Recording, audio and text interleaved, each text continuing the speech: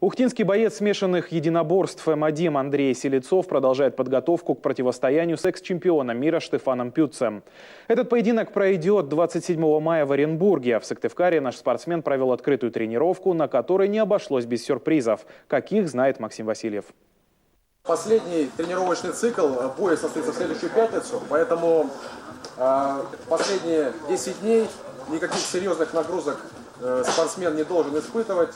После тренировочного сбора в Санкт-Петербурге Андрей Селецов выглядит уверенно и агрессивно. Подготовка с лучшими тренерами и спарринг-партнерами России добавила мощи и ударной техники, которой бойцам из Коми, говорят, часто не хватало. Физическая форма отличная, я бы сказал, лучшая из всех, что была у меня.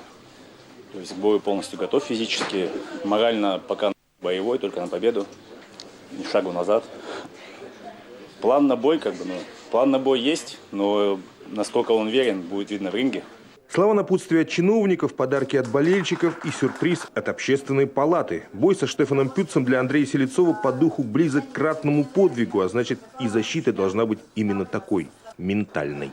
Талисман в виде животного, который отдавал свою силу и энергию и помогал в битве. Для него это медведь.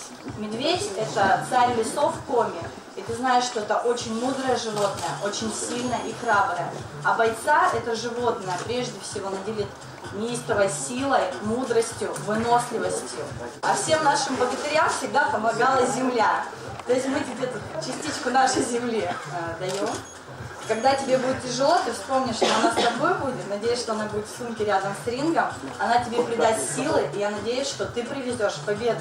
Волшебная сила родной земли – это, конечно, серьезное преимущество, но вряд ли в эти ритуалы верит соперник Андрея Штефан Пютц. Немец уже бравурно заявил, дескать, русскому бойцу ничего не поможет, даже если он выйдет в рейдж со своими боевыми ножами. Если же говорить серьезно, шансы нашего проспекта растут с каждым днем. Лагерь прошел очень здорово, это видно даже невооруженным глазом. Во-первых, Андрей и внешне во многом приобрел как в массе, так и в своей уверенности, может быть, которая прям сочится из него. Что касается техники, тактики, то здесь налицо рост, особенно в плане ударной подготовки, потому что он проходил лагерь как раз-таки в одной из лучших ударных школ России, школа Романа Зинцова. Там очень хороший специфичный подход, как раз-таки очень адаптированный к единоборствам, к смешанным единоборствам. Поэтому ударная техника на самом высоком уровне у нас продвинулась.